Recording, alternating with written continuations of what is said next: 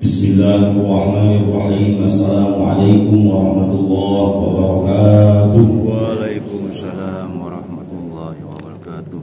Innal hamdalillah wa syukranillah, salatan wa salaman ala Rasulillah wa ala alihi wa sahbihi wa mawala. Wala hawla wala quwwata illa billah, amma ba'du. Rabbi shrah li sadri wa yassir li amri wahlul 'uqdatam min lisani yafqahu qawli. Waj'alni waziran min ahli wasaddid lisani wa qalbi bihaqqi sayyidina Muhammadin sallallahu alaihi wa alihi wa sahbihi wa sallam. Nawaina ta'allum wa ta'lim wa tadhakkur wa tadhkir wa naf'a wal intifa' wal ifadah wal istifadah wal hasra ala tamassuki bi kitabillahi al-aziz wa sunnati rasulih wa du'a ila al-huda wa dalalata ala al-khair ibtigha'a wajhillahi ta'ala wa ridha'ihi wa qurbihi wa thawabihi subhanahu. Allahumma inna nas'aluka ma 'allamtana farudhu ilaina inda hajatina ilaik wa la tunsina ya rabbal alamin. Subhanaka la ilma lana illa ma 'allamtana innaka antal alimul hakim wa tub 'alaina ya maulana innaka antat tawwabur rahim. Amin amin ya rabbal alamin. Ma'asyiral hadirin wal hadirat, Bapak Ibu jamaah salat subuh jamaah Masjid Raya yang dirahmati Allah Subhanahu wa taala, bersama-sama kita hormati pembina Masjid Raya Sultan Iskandar yang alhamdulillah berkesempatan hadir pada subuh kali ini, yang tentunya kita semuanya sama-sama mendapatkan cucuran rahmat dari Allah Subhanahu wa taala. Allahumma amin ya rabbal alamin. Dan tidak lupa yang kami ta'zimi, kami banggakan sesepuh bini sepuh, para guru-guru, segala orang-orang tua, cerdik pandai, cendekiawan, tokoh agama, tokoh masyarakat, yang tentunya kita semuanya senantiasa mendapatkan naungan rahmat dari Allah Subhanahu wa taala. Dan umumnya kepada seluruh jamaah yang hadir, yang tidak dapat kami sebutkan secara satu persatu tanpa mengurangi rasa hormat ta'zim kami kepada seluruh bapak ibu yang hadir pada subuh kali ini, yang tentunya kita semuanya sama-sama mendapatkan pertolongan dari Allah Subhanahu wa taala. Amin ya rabbal alamin. Marilah senantiasa tidak henti-hentinya kita mempersembahkan rasa puja puji syukur kehadirat Allah Subhanahu wa taala, yang alhamdulillah bersyukur bahwa pada subuh kali ini telah memberikan kita kesempatan untuk dapat bersama-sama hadir di dalam masjid yang mulia ini. Dan alhamdulillah, tanpa terasa dan tanpa kita sadari, subuh kali ini kita telah dapat melaksanakan 3 sunnah Nabi secara sekaligus. Jadi kalau disebut sunnah Nabi itu beda dengan pengertian sunnah dalam ilmu fikih. Jadi kalau dalam ilmu fikih, kalau sunnah dikerjakan berpahala, ditinggalkan tidak mendapatkan apa-apa. Tapi kalau disebut dengan sunnah Nabi, maka kalimat itu adalah hal yang dibiasakan atau ditradisikan Nabi dalam hidup Nabi Sallallahu Alaihi Wasallam. Maka ada perbedaan, al-farqu bainal fiqhi wa sunnati Nabi Sallallahu Alaihi Wasallam. Ada perbedaan antara sunnah dalam pengertian ilmu fikih, kemudian berbeda juga dengan fan-fan atau dengan ilmu-ilmu lainnya, termasuk dalam ilmu hadis. Alhamdulillah, subuh kali ini kita telah dapat melaksanakan 3 sunnah Nabi secara sekaligus tanpa kita sadari. Adapun yang pertama sunnah Nabi yang telah dapat kita laksanakan subuh kali ini adalah as-sholatu ala waqtiha, sholat di awal waktu. Dan ini menjadi amalan Nabi Sallallahu Alaihi Wasallam. Ketika Nabi Sallallahu Alaihi Wasallam ditanyakan ayyul a'mali afdal, amalan apa yang terbaik wahai Rasulullah, maka kata Nabi Sallallahu Alaihi Wasallam, as-sholatu ala waqtiha, sebaik-baik amalan adalah sholat di awal waktu. Alhamdulillah, subuh kali ini tak lama berselang setelah azan dikumandangkan iqamah, dapat kita melaksanakan sholat itu di awal waktu. Adapun yang kedua, tanpa kita sadari sunnah Nabi yang dapat kita laksanakan secara sekaligus. Yang kedua, hari ini sholat itu alhamdulillah dapat kita laksanakan secara berjamaah. Dan Nabi Sallallahu Alaihi Wasallam disebut dalam kitab Syama'ilul Muhammadiyah yang ditulis oleh Imam At-Tirmidzi bahwa beliau nyaris hampir-hampir tak meninggalkan sholat jamaah itu kecuali menjelang akhir-akhir wafat beliau. kemudian imam digantikan oleh Sayyidina Abu Bakar Siddiq. Maka artinya alhamdulillah subuh kali ini kita dapat melaksanakan sholat itu secara berjamaah. Dan kemudian yang ketiga, secara tanpa kita sadari, sunnah Nabi yang ketiga yang dapat kita laksanakan secara sekaligus subuh kali ini adalah sholat itu kita laksanakan di masjid. Jadi hari ini subuh kali ini banyak orang yang berjamaah, tapi tak mungkin berjamaah di rumahnya. Tapi alhamdulillah, termasuk kita mengamalkan sunnah Nabi SAW, sholat itu kemudian dilaksanakan di masjid. Sholatnya di awal waktu dikerjakan secara berjamaah, dan alhamdulillah sholat itu kita buat di masjid. Maka tanpa kita sadar, subuh atau pagi ini kita telah melaksanakan 3 sunnah Nabi secara sekaligus. Mudah-mudahan kita semuanya senantiasa diakui menjadi umat baginda Nabi Muhammad sallallahu alaihi wasallam. Kemudian salawat serta salam semoga tetap berlimpah curah kepada kehalifan kita, kepada junjungan alam habibana wa nabiyyana Muhammad sallallahu alaihi wasallam alladzi qad akhrajan nasa minadh dhulumati ila nur. Ma'asyiral hadirin wal hadirat, Bapak Ibu Dewan Pembina Sultan Iskandar yang berkesempatan hadir subuh kali ini yang dirahmati oleh Allah Subhanahu wa taala.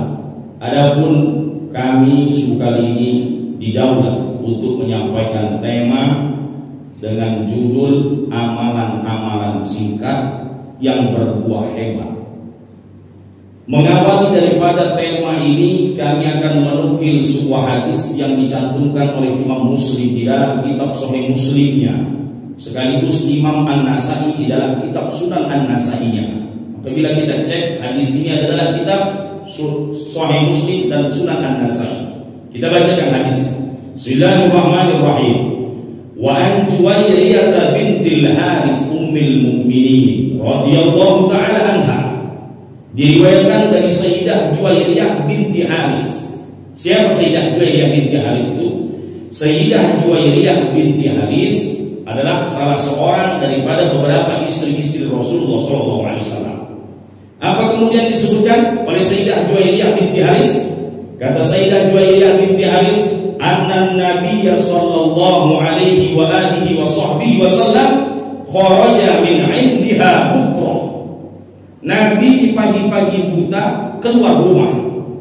Hina sholat subha, dengan tujuan berangkat ke masjid untuk melaksanakan sholat subuh. Macam kita lah subuh kali ini.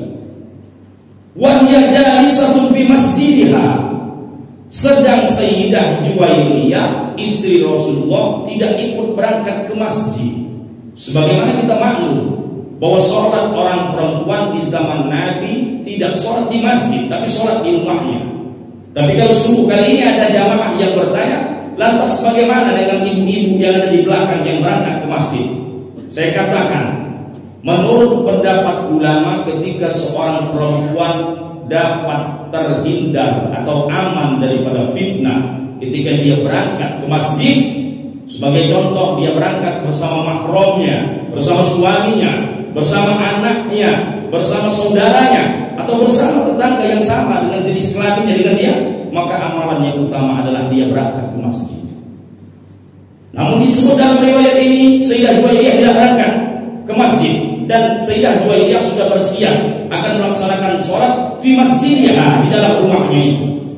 Summa raja'a ba'da an adha, kemudian Nabi pulang ketika waktu duha datang. Dan menjadi kebiasaan Nabi kalau sholat subuh pulang selalu waktu duha.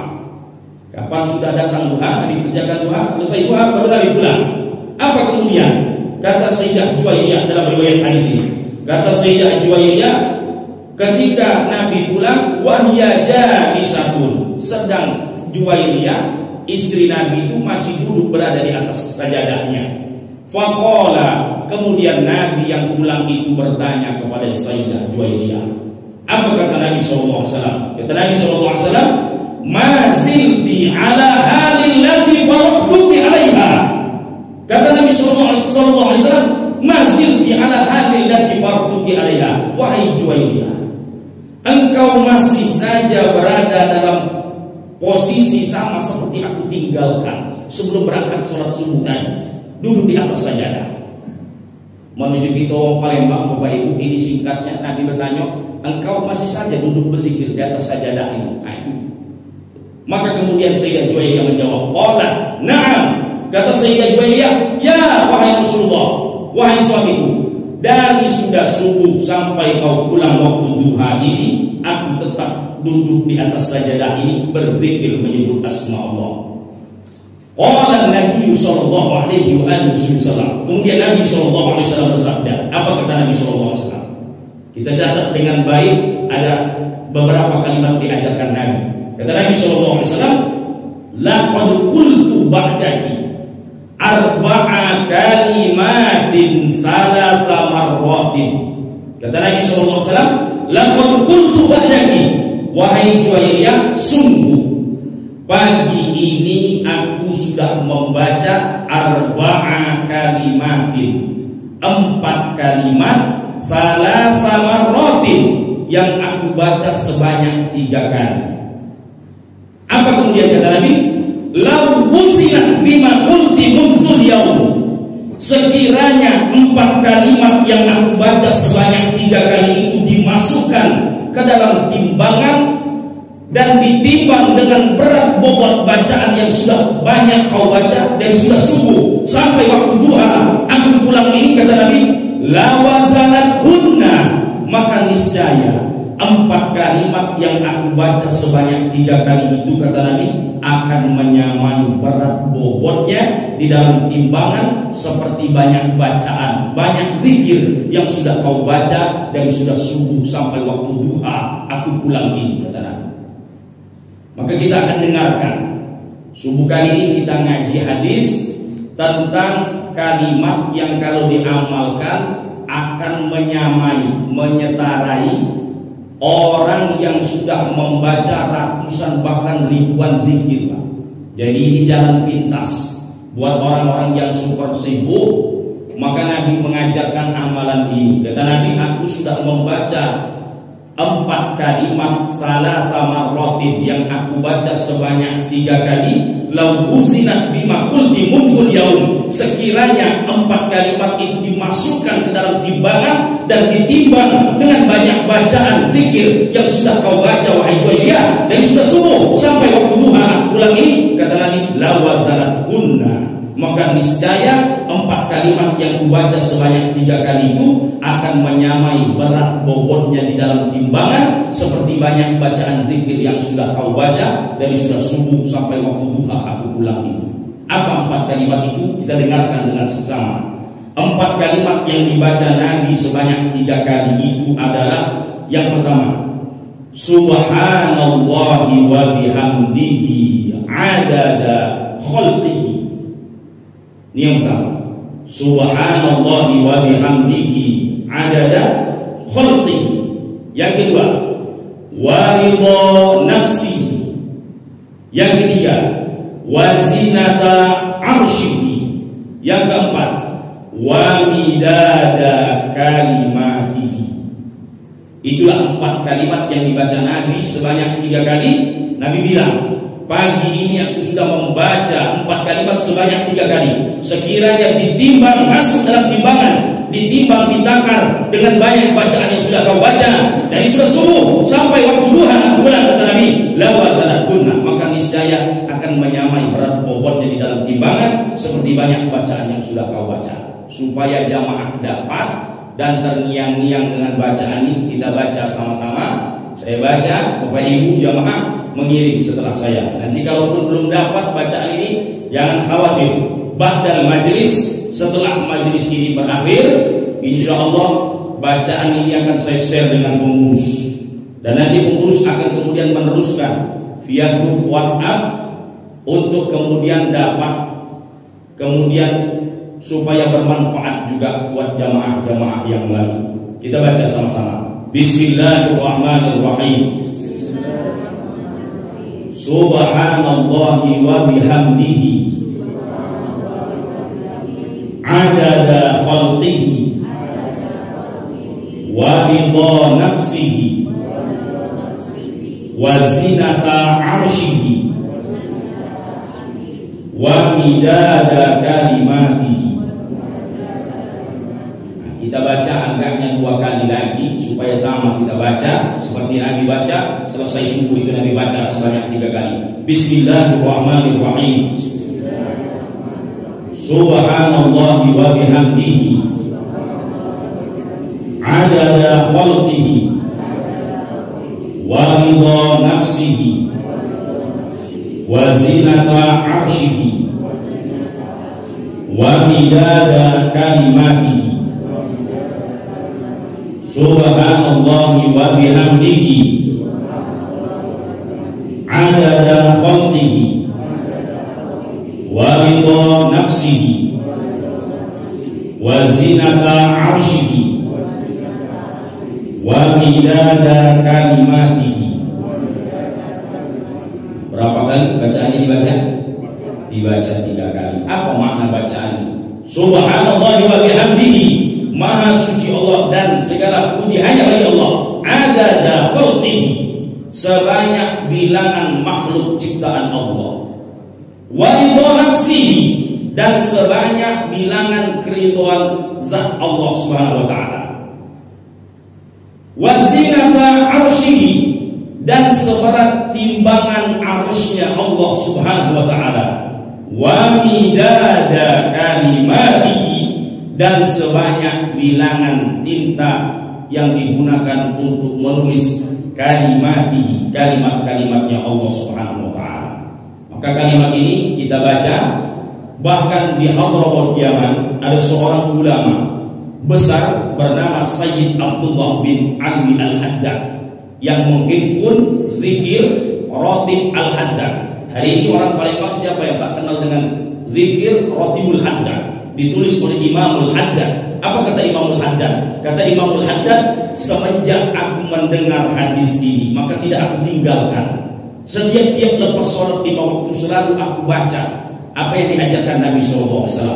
Namun kalimat yang dibaca oleh Imamul Haddad, Sayyid Abdullah bin Alwi Al-Haddad, ternyata amalannya beliau lengkapi. Jadi kalau teks yang dari Nabi, Subhanallahi wa bihamdihi adada khalqihi wa ridha nafsihi wa zinata arsyihi wa midada kalimatihi. Tapi kemudian dilengkapi oleh Sayyid Abdullah bin Alwi Al-Haddad. Kalimat itu kemudian berbunyi Subhanallah walhamdulillah wa la ilaha illallah wallahu akbar adada khalqihi wa ridha nafsihi wa zinata arsyihi wa midada kalimatihi. Maka baik juga kalau kemudian ditambah Subhanallah walhamdulillah wa la ilaha illallah wallahu akbar adada khalqihi wa ridha nafsihi wa zinata arsyihi wa midada kalimatihi. Insyaallah nanti setelah majelis ini berakhir, saya akan kirim kepada pengurus dua-duanya, baik yang sifatnya yang secara teks lafaznya datang dari Nabi yang awal yang beliau amalkan pada waktu subuh, ataupun kemudian yang diamalkan oleh Sayyid Abdullah bin Alwi Al-Haddad. Nanti kemudian akan saya kirimkan semuanya kepada pengurus. Tolong pengurus nanti ingatkan saya. Kalau nanti saya bilang, tolong pengurus ingatkan saya. Maka ini Bapak Ibu jamaah sekalian, ini bahagian pertama. Adapun bahagian yang kedua daripada amalan singkat yang berbuah hebat itu, ada hadis riwayat Sayyidah Aisyah, istri Rasulullah SAW. Jadi istri-istri Nabi itu banyak mendengarkan hadis-hadis dari Nabi SAW. Apa kemudian kata Sayyidah Aisyah? An Aisyah radhiyallahu taala anha qalat, daripada Sayyidah Aisyah istri Rasulullah radhiyallahu taala anha, semoga Allah meridhai Sayyidah Aisyah. Qalat, berkata Sayyidah Aisyah. Apa kata Sayyidah Aisyah? Qala Rasulullah sallallahu alaihi wa alihi wasallam, bersabda Nabi Muhammad sallallahu alaihi wa alihi wasallam. Kita dengarkan apa amalan singkat berbuah hebat berikutnya. Kata Nabi sallallahu alaihi wasallam, man thabara, barang siapa yang istiqomah, ay wazaba, maksudnya konsisten, ala sintai asyrata rak'atan fil yaum wal lailah, mengerjakan sholat sebanyak 12 rakaat fil yaum wal lailah, dalam sehari semalam. Apa kata Nabi? Barang siapa yang istiqomah, konsisten melaksanakan sholat sebanyak 12 rakaat dalam sehari semalam, apa kata Nabi? Dakhalal jannah, dijamin pelakunya masuk surga. Berapa rakaat tadi disebut dalam hadis ini?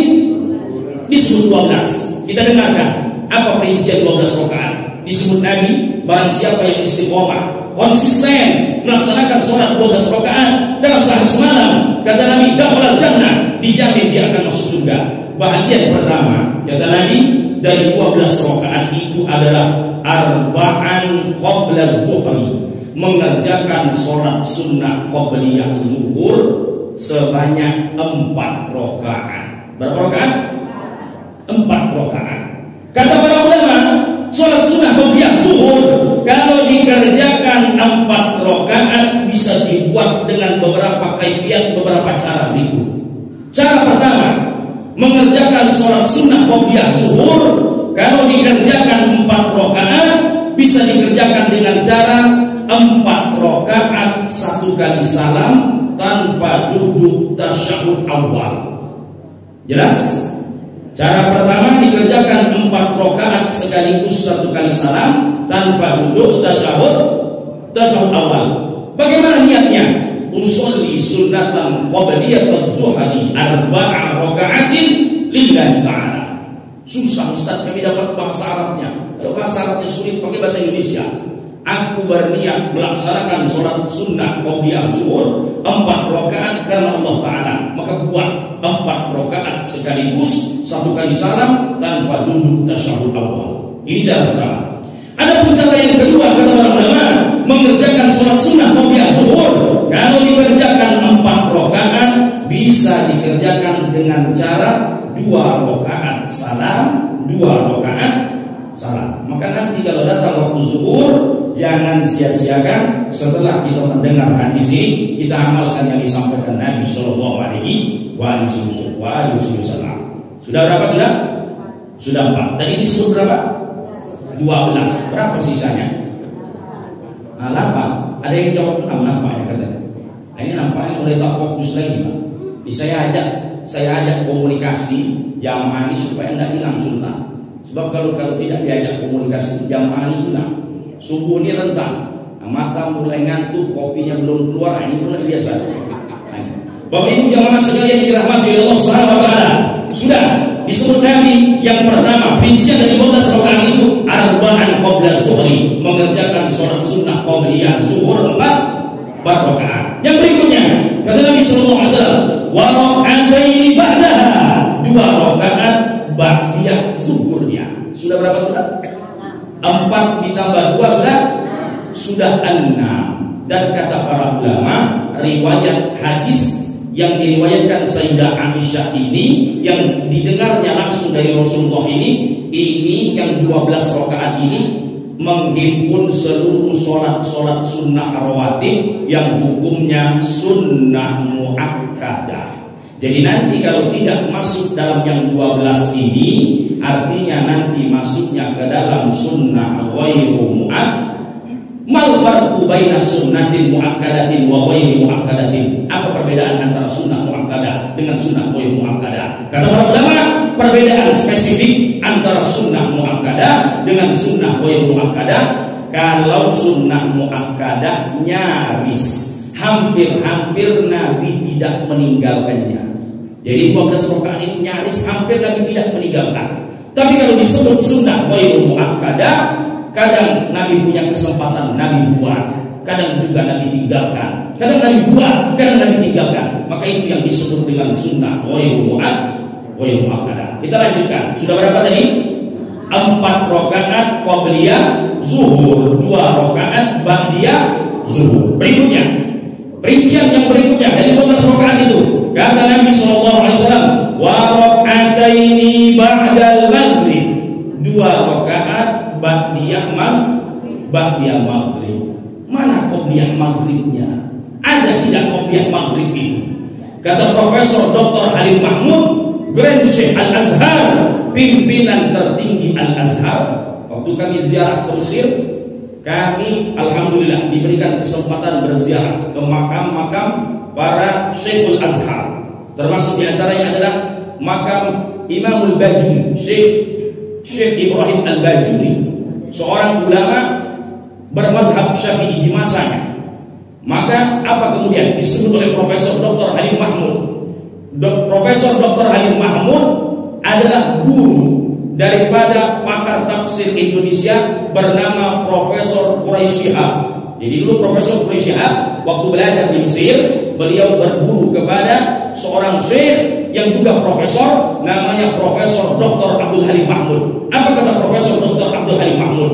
Sholat sunnah qobliyah maghrib itu ada, tapi sholat sunnah qobliyah maghrib itu termasuk ke dalam sunnah ghairu muakkadah. Mana dalil sholat sunnah qobliyah maghrib? Sebab kata Profesor Dr. Abdul Halim Mahmud, ada sebuah hadis Nabi. Apa punya hadis itu?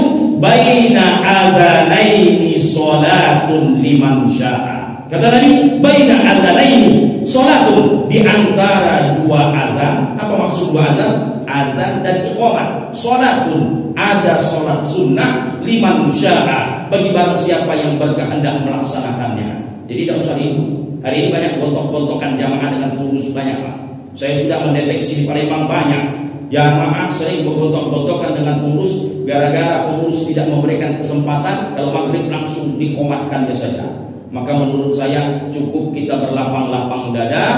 Kalaupun sudah dikomatkan juga tak jadi masalah. Sebab sholat sunnah qobliyah maghrib itu hukumnya adalah sunnah ghairu muakkadah. Jadi kalau sempat kuat, kalau tak sempat tak jadi masalah. Sebab tidak rugi. Sebab berikutnya nanti ba'diyah maghribnya termasuk ke dalam sunnah muakkadah. Sudah berapa sudah?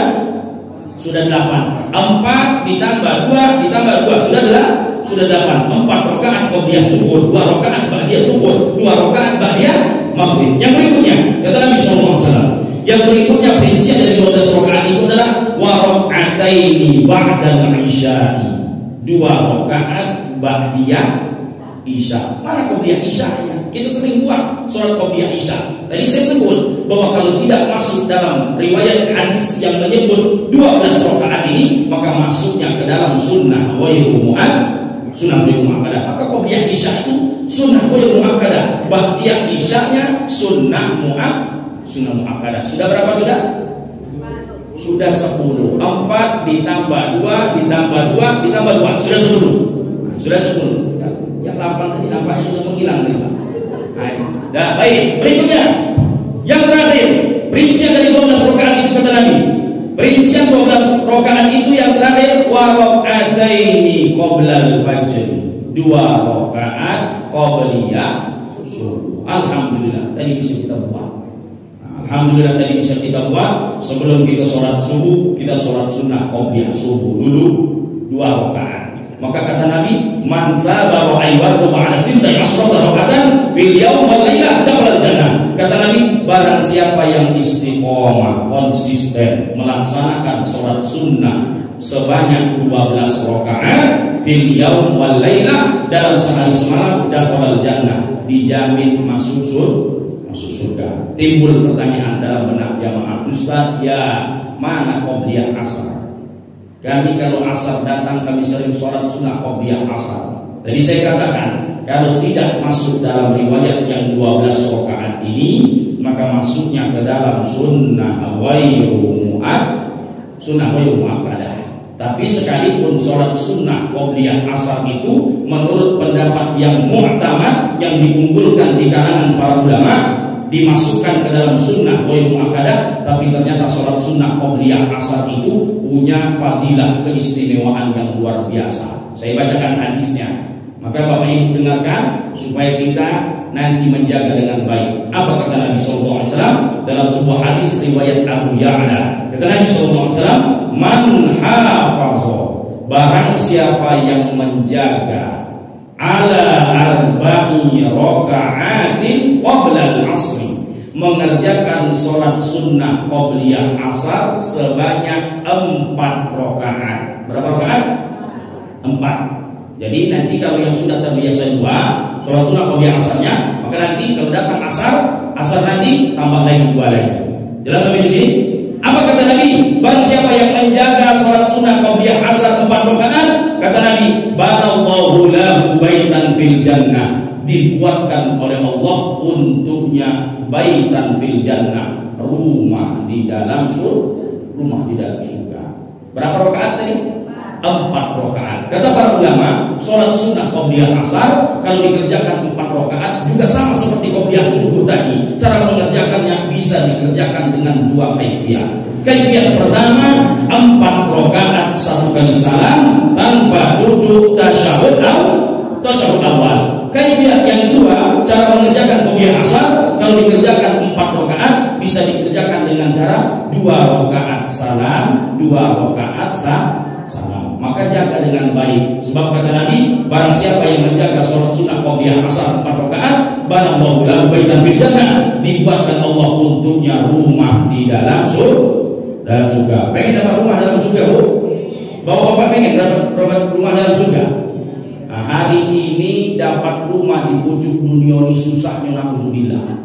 Sampai hari ini yang kontrak masih banyak. Sampai hari ini yang belum selesai angsuran KPR kredit perumahan juga masih banyak juga. Tapi dapat rumah di dalam surga tiketnya mudah, bukan main. Kata Nabi, man hafadha ala arba'i raka'atin qabla al-'asri banallahu lahu baitan fil jannah. Kata Nabi, barang siapa yang menjaga salat sunnah qobliyah asar 4 rakaat, banallahu lahu baitan fil jannah, dibuatkan Allah untuknya rumah di dalam surga. Jadi tiketnya ingin dapat rumah dalam surga, rajin-rajin sholat sunnah qobliyah asar 4 rakaat. Bapak Ibu jamaah sekalian yang dirahmati Allah SWT, timbul di benak jamaah, Ustaz, ya kalau Jumat gimana? Kami kadang sering sholat sunnah qobliyah Jumat, tapi tadi tidak masuk dalam riwayat 12 itu, riwayat Sayyidah Aisyah. Maka kita jawab, ada sebuah hadis dalam kitab Sahih Muslim, ada sebuah hadis. Ja'a Sulaik al-Ghatafani yaumal Jum'ah. Datang seorang sahabat bernama Sulaik al-Ghatafani. Siapa namanya? Sulaik al-Ghatafani. Datang Sulaik al-Ghatafani yaumal Jum'ah. Fajalasa wan Nabi sallallahu alaihi wasallam yakhutubu 'ala al-mimbar. Ketika Sulaik datang, Sulaik langsung duduk. Masuk masjid langsung duduk. Sedang Nabi lagi berkhutbah di atas mimbar. Faqala, maka dari atas mimbar kemudian Nabi berkata kepada Sulaik yang langsung duduk begitu masuk masjid tadi. Apa kata Nabi? Kata Nabi, kum farka rakaataini wa tajawwaz bihima. Kata Nabi, kum farka rakaataini, berdirilah engkau, farka rakaataini, laksanakan sholat 2 rakaat, wa tajawwaz bihima, dan ringankanlah 2 rakaat sholatmu itu. Timbul kata jamaah, Ustaz, nampaknya Ustaz salah mengatakan itu dalil qobliyah Jumat. Nanti dulu, maka memang sekilas kalau kita mendengar, nampaknya ini dalil-dalil mirip seperti sholat sunnah tahiyatul masjid. Tapi mesti kita kompromikan dengan baik. Jadi kalau mengaji hadis, jangan puas baru baca 1 kitab kemudian sudah bisa menyimpulkan seolah-olah sudah merasa membaca ribuan hadis Nabi SAW.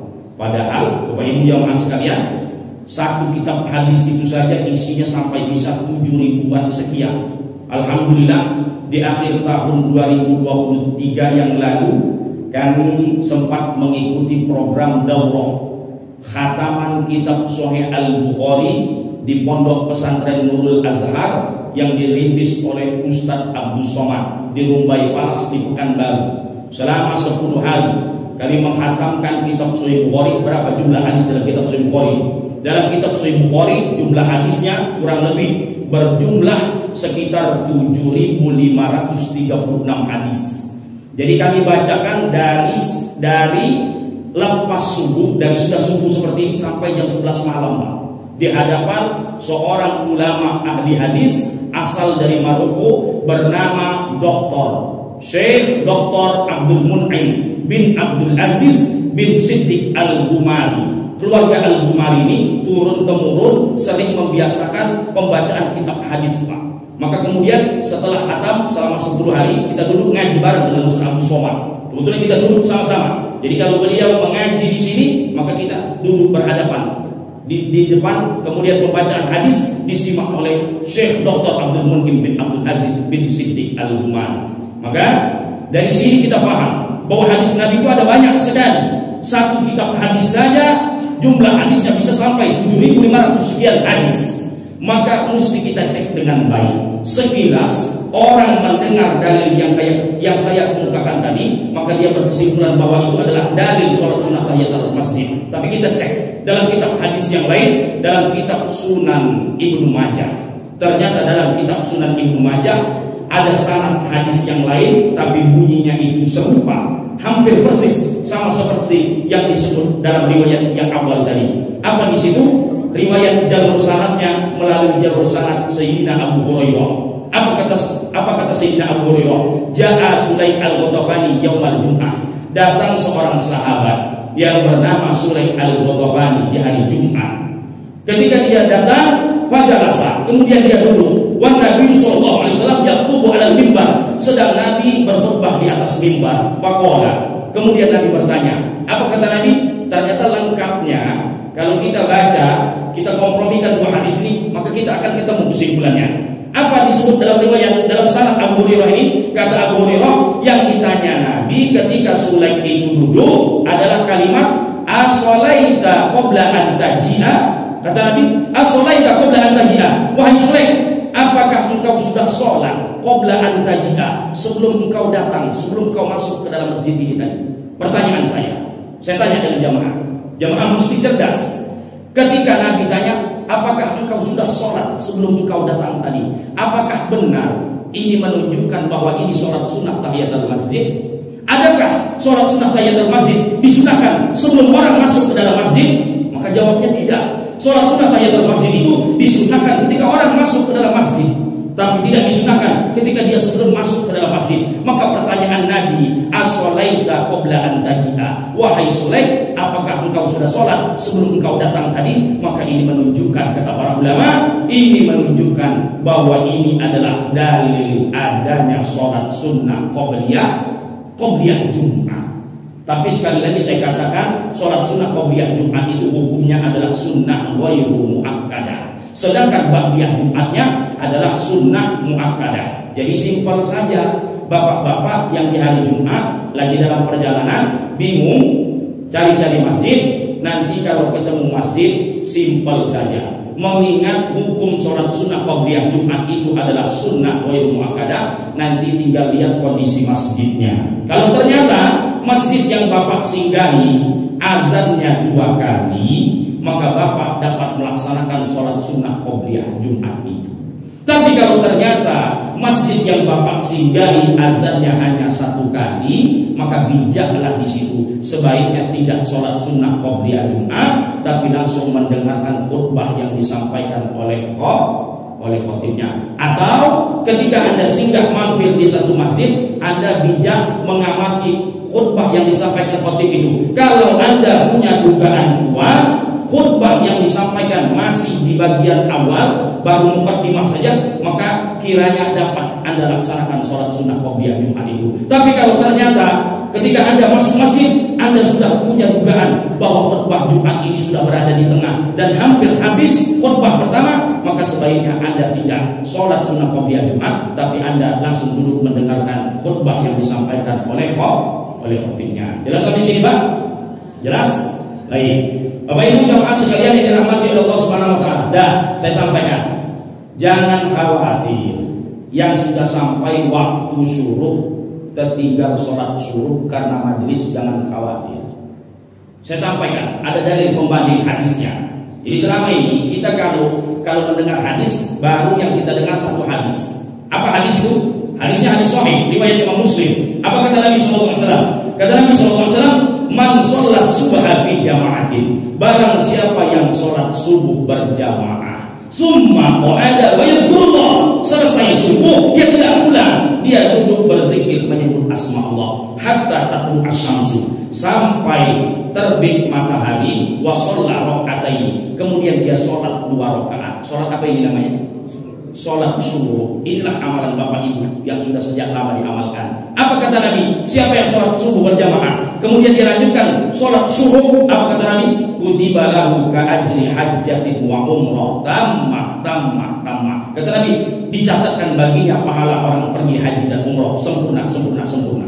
Itu baru satu hadis Bapak Ibu dengar.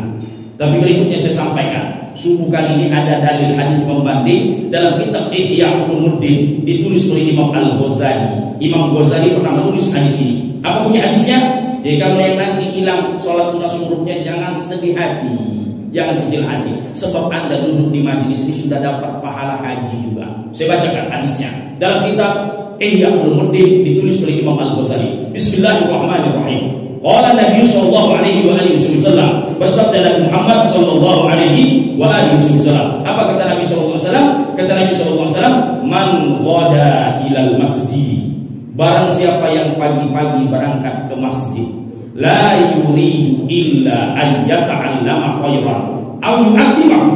Tidaklah tujuan dia pergi ke masjid ay yata'allama khairan, untuk belajar satu kebaikan. Au yu'allimahu, atau bahkan dia mengajarkan kebaikan itu.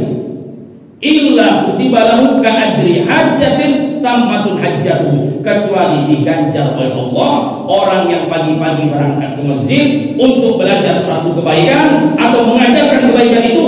Kutiba lahu ka ajri hajjatin tammatun hajjatuhu, dicatatkan Allah baginya pahala pergi haji, tammatun hajjatuhu, sempurnalah hajinya. Jadi yang duduk di majelis ini sudah dapat pahala ibadah haji juga, Pak. Tapi kalau nanti dapat juga waktu suruh, maka insya Allah bisa dapat double lagi, dapat haji umroh juga lagi. Bapak Ibu jamaah sekalian yang dirahmati oleh Allah Subhanahu Wa Taala, terakhir saya sampaikan dan saya titip pesan. Setelah saya sampaikan kalimat ini, saya tutup majelis ini. Selesai. Bapak Ibu jamaah sekalian yang dirahmati oleh Allah Subhanahu Wa Taala, kalimat ini akan saya ulang 2 kali. Dan menjadi tanggung jawab buat saya kalau tidak saya sampaikan. Tapi setelah saya sampaikan ini gugur kewajiban saya sudah. Sebab kalau tidak saya sampaikan akan jadi tanggung jawab berat buat saya, dan itu menjadi beban buat saya nanti. Maka setelah saya sampaikan gugur kewajiban saya, dan seluruhnya telah saya serahkan kepada Bapak Ibu jamaah sekalian. Tolong camkan, ingat ucapan saya baik-baik. Saya ulang kalimat ini 2 kali. Air wakaf milik masjid yang tidak diwakafkan secara luas untuk kemaslahatan atau kepentingan secara umum, melainkan hanya dikhususkan untuk tujuan ibadah saja, maka haram hukumnya digunakan untuk tujuan selain tujuan ibadah. Saya ulang lagi kalimat ini yang kedua kali. Air wakaf milik masjid yang tidak diwakafkan secara luas untuk kemaslahatan atau kepentingan secara umum, melainkan hanya dikhususkan untuk tujuan ibadah saja, maka haram hukumnya digunakan untuk tujuan selain tujuan ibadah. Apa contohnya? Saya kasih contoh yang kecil. Ini contohnya. Kita kalau safar, kalau melakukan perjalanan jauh, tiba-tiba kebelet buang hajat, nak pipis, nak buang air kecil, nak buang air besar, nyari SPBU jauh, SPBU masih jauh. Ternyata adalah satu masjid, singgah mampirlah di masjid itu. Ketika singgah mampir di masjid itu, masuk kamar mandi toilet milik masjid, buang hajat menggunakan air wakaf milik masjid, selesai buang hajat, naik lagi ke atas kendaraan, lanjut lagi perjalanan, haram hukumnya, dapat dosa. Saya katakan. Jadi jangan Ustaz uji jamaah ini. Mak mano kalau yang kemarin-kemarin, saya katakan, yang kemarin-kemarin yang sudah terjadi sebelum Anda tahu duduk perkara ini, maka Anda dimaafkan, kata para ulama, dimaafkan dan tidak dicatat dosa. Tidak ada hukum bagi orang yang tidak tahu. Tapi setelah Anda tahu ini, maka wajib Anda mengamalkannya. Kata jamaah, ngapa pula Ustaz ujuk tahu suku kali ini? Kan tadi saya sudah bilang, saya harus bagi-bagi. Sebab kalau saya tidak bagi-bagi, ini akan menjadi tanggung jawab besar, tanggung jawab berat buat saya. Setelah saya sampaikan ini gugur sudah kewajiban saya. Mau dilaksanakan, maka artinya Anda amalkan ilmu itu. Kalaupun tidak, maka Anda tanggung jawab resiko. Kemudian begitulah nanti kemudian dicatat Allah Subhanahu Wa Taala. Baik, saya katakan, apa kemudian solusinya? Bila kita sudah terlanjur memakai air wakaf milik masjid yang tidak diwakafkan secara umum untuk kemaslahatan atau kepentingan secara umum, melainkan hanya dikhususkan untuk tujuan ibadah saja, maka kata kata Syekh Zainuddin bin Abdul Aziz Al-Malibari Asy-Syafi'i, murid daripada Imam Ibnu Hajar Al-Haytami Al-Makki Asy-Syafi'i, mufti Syafi'i di zamannya di Makkah Al-Mukarramah. Apa kata beliau? Solusinya lakukan salah satu dari dua tawaran berikut. Jadi kalau kita terlanjur makin banyu milik masjid, kaki lakukan salah sikok dari dua tawaran ini. Tawaran yang pertama, solusi yang pertama, bila seseorang terlanjur menggunakan air wakaf milik masjid, solusi yang pertama adalah dia mesti harus mengganti air wakaf milik masjid yang sudah dia gunakan dengan ujroh misil. Apa ujroh misil itu? Uang yang setimpal, yang sepadan sebagaimana sudah kita gunakan air wakaf milik masjid itu, masukkan ke dalam kotak amal, niatkan sebagai pengganti air wakaf milik masjid. Sekarang saya tanya coba, kalau di toilet umum numpang buang air kecil bayar berapa? Bayar 2.000. Maka kalau pakai air masjid lebihkan, bayar 5.000, 10.000. Niatkan masukkan kotak amal sebagai pengganti air wakaf milik masjid. Ini solusi yang pertama, tawaran pertama. Adapun tawaran yang kedua, kata Syekh Zainuddin bin Abdul Aziz Al-Malibari Asy-Syafi'i, apa kata beliau? Bila tidak dilakukan hal yang pertama, maka tawaran solusi yang kedua, seseorang mesti masuk dulu ke dalam masjid melakukan hal yang bersifat ibadah. Apa contohnya? Baca Quran, i'tikaf, atau kemudian melaksanakan sholat meskipun 2 rakaat seperti halnya sholat sunnah tahiyatul masjid. Tapi kalau tidak dibuat dua-duanya atau salah satu dari keduanya ini, maka ketahuilah kita telah terjatuh dalam 2 keharaman sekaligus. Apa 2 keharaman sekaligus itu? 1, keharaman pertama, kita sudah menghilangkan hormat, penghormatan terhadap masjid. Nah, kami mampir cuma numpang buang hajat mereka. Saya katakan masjid itu bukan tempat buang hajat, tapi masjid tempat ibadah. Maka keharaman pertama, kita sudah menghilangkan penghormatan terhadap masjid. Adapun keharaman yang kedua, kata para ulama, kita sudah menggunakan barang wakaf, air wakaf milik masjid yang tidak diwakafkan secara luas untuk kemaslahatan umum, melainkan hanya khusus untuk tujuan ibadah saja. Lain ceritanya kalau di masjid itu ada tulisan coba, silakan mandi dan buang air di sini. Artinya masjid itu air wakafnya diwakafkan secara luas. Jelas sampai di sini? Jelas sampai di sini? Termasuk juga sama. Hari ini kalau ada orang yang numpang mampir, numpang ngecas HP di masjid juga sama juga, dapat juga keharaman itu juga. Maka kalau yang sengaja mampir ke masjid, ini kadang-kadang jamaah itu sajo dia, Pak. Datang ke masjid ngawak casan, dikalungkan dulu di leher. Saya katakan, kalau Anda terlanjur menggunakan listrik wakaf milik masjid, maka lakukan salah satu dari 2 solusi tadi. Anda ganti listrik milik masjid itu dengan ujroh misil, masukkan ke dalam kotak amal, atau kemudian yang kedua, Anda lakukan hal-hal yang bersifat ibadah. Jelas sampai di sini? Kiranya itu saja yang dapat kami sampaikan. Mohon maaf, kami sudah terlampau siang mungkin. Bapak Ibu jamaah, sekali lagi mohon maaf lahir batin. Kami mengucapkan kullu 'amin wa antum bi khair.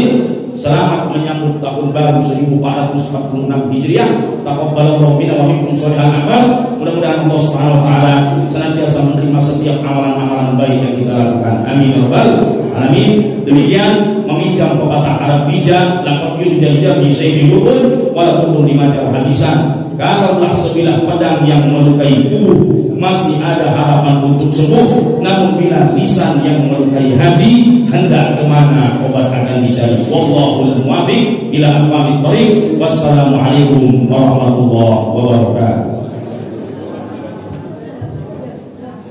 Bapak Ibu jamaah sekalian yang dirahmati Allah Subhanahu wa taala, sejenak sebelum kita melanjutkan kepada rangkaian ataupun aktivitas kita masing-masing, sejenak kita mengadakan kedua belakang, kita menghadirkan hati kita bermunajat kepada Allah Subhanahu wa taala. Kiranya Allah Subhanahu wa taala berkenan memberikan kepada kita harta, ilmu, umur yang bermanfaat, menitipkan kepada kita zuriat-zuriat, keturunan-keturunan yang soleh dan solehat, dan bila tiba masanya kita selalu berharap agar Allah berkenan mengambil kita semuanya nanti dalam keadaan husnul khatimah. Amin ya rabbal alamin. A'udzubillahi minasyaitonir rajim. Bismillahirrahmanirrahim. Alhamdulillahirabbil alamin. Wassalatu wassalamu ala asyrafil mursalin sayyidina wa maulana Muhammad Muhammadin wa ala alihi wa ashabihi ajma'in wa la haula wa la quwwata illa billahil aliyyil azim. Allahumma ij'al jam'ana hadza jam'an marhuma wa tafarruqana min ba'dihi tafarruqan mubarakan ma'suma. Allahumma anfa'na bima 'allamtana wa 'allimna alladhi yanfa'una. Subhanakallahumma wa bihamdika nashhadu an la ilaha illa anta wa nastaghfiruka wa natubu ilaik. Wa sallallahu ala sayyidina Muhammadin wa ala alihi wa sahbihi wa baraka wa sallam. Subhana rabbika rabbil izzati amma yasifun wa salamun alal mursalin walhamdulillahi rabbil alamin. Taqabbalallahu minkum minna wa minkum taqabbal ya karim. Wassalamu alaikum warahmatullahi wabarakatuh.